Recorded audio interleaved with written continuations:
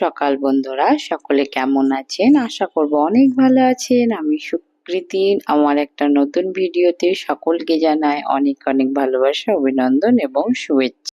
কয়েকদিন আগে তো আমি বাড়ি গেছিলাম, আর এখন যেহেতু বর্ষাকাল, পাট ওঠার সিজন, তাই এখন পাট গাছ উঠেছে। আর এই যে পাটের যে গাছগুলো, মানে পাটকাঠিগুলো বাড়ি থেকে উঠোন থেকে যে বিক্রি করে দিচ্ছে বাবা, তখন যে যারা যারা নিচ্ছে তারা নিয়ে যাচ্ছে।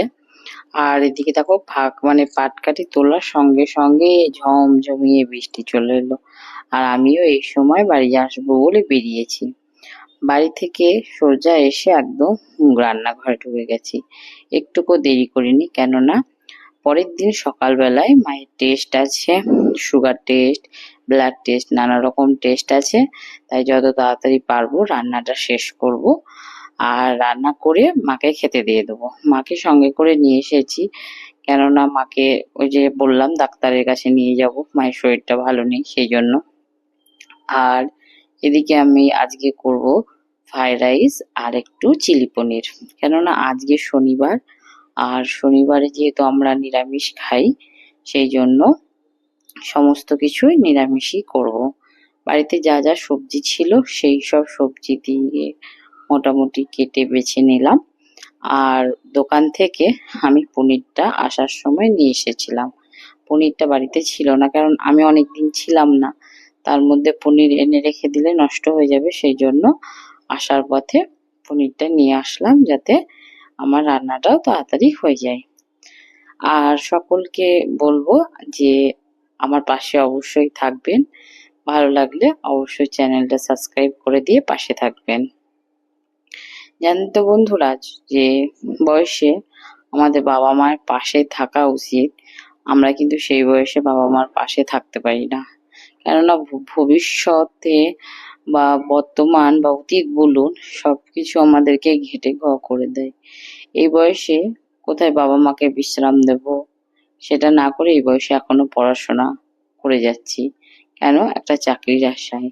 জানি না কবে পাবো, এই বেকারত্ব জীবন থেকে বেরোতে পারবো, সেই আশায় কিন্তু দিন গুনছি একটা একটা করে। আজ 28 বছরে পা দিয়ে দিয়েছি, এবার কবে কি করব আমি সত্যিই জানি না। তারপর ওদিকে দেখুন, আমি মোটামুটি সবজিগুলো ভাজতে বসিয়ে দিয়েছি। আর এদিকে ব্যাটার বানাবো, তাই সামান্য পরিমাণে বেসন, ময়দা, নুন আর চিলি সস দিয়ে প্রথমে কিছুটা ম্যারিনেট করে রাখবো এই পনিরগুলোকে। তাতে কি হবে, যে পনিরের যে উপরের লেয়ারটা খুব সুন্দরভাবে হয়ে যাবে। আর আমি যেহেতু চিলি পনির বানাবো, সেই জন্য এটা করা। যদি অন্য কিছু বানাতাম তাহলে আর সেই সমস্যাটা হতো না। এখানে কর্নফ্লাওয়ার বা ডিম এগুলো হলে খুব ভালো হতো, কিন্তু যেহেতু আমি এটা নিরামিষ করছি, তাই সম্পূর্ণভাবে এটা কিন্তু আমার নিরামিষভাবেই হচ্ছে, যাতে সকলে খেতে পারে। আর আমার বর শনিবারটা ভীষণভাবে পালন করে, যেহেতু ও কিচ্ছু খায় না শনিবারে, পেঁয়াজ রসুন, তারপর মাছ মাংস ডিম ও খায় না যেহেতু, সেই জন্য ও যেহেতু খায় না একটা দিন, তাই আমি চেষ্টা করি বাড়িতে অতিথি এলেও কিংবা আমরা যতটা পারি নিয়মটা পালন করতে। কারণ একজন পালন করবে আর বাকিগুলো খাবে, সেটা আমার ভালো লাগে না।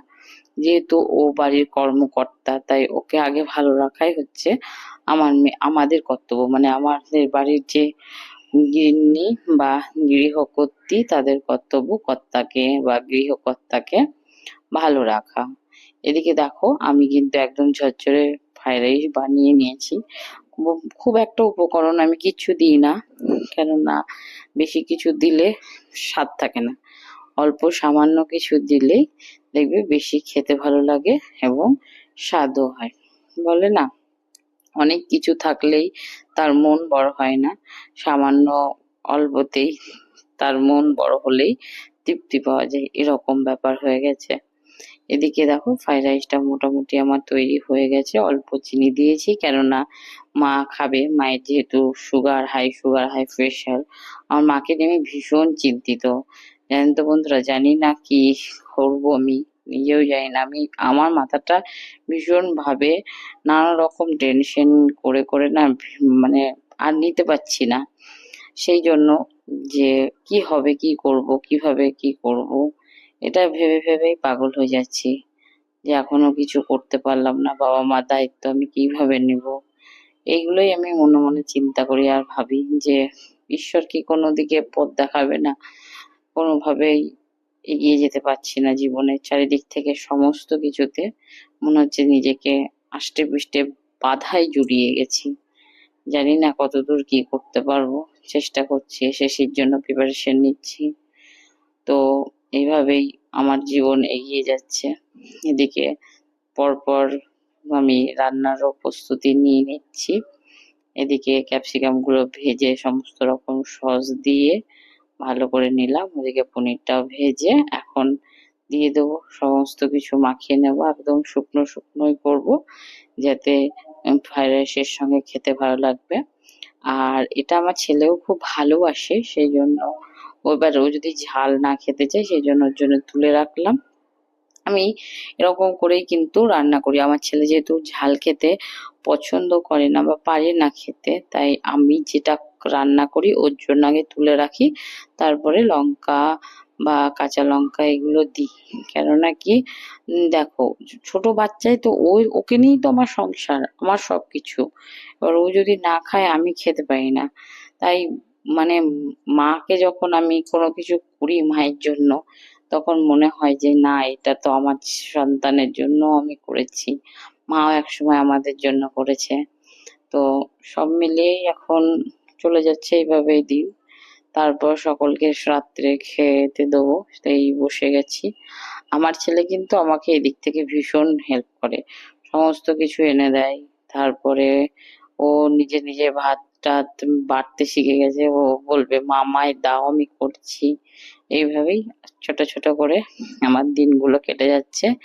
আর আবারও বলছি বন্ধুরা, যদি আপনাদের ভালো লেগে থাকে অবশ্যই আমার চ্যানেলটা সাবস্ক্রাইব করে দিয়ে পাশে থাকবেন। আর কোন কোন ভিডিও কিভাবে দেখলে আপনারা বেশি পছন্দ করবেন অবশ্যই কমেন্ট করে জানাবেন। এবং আপনাদের একটা বা সাবস্ক্রাইবার বা আপনারা যদি একটু লাইক ফলোয়ার্স বাড়ান, তাহলে কিন্তু আমি আমার চ্যানেলটাকে এগিয়ে নিয়ে যেতে পারবো। আর ভালো লাগলে অবশ্যই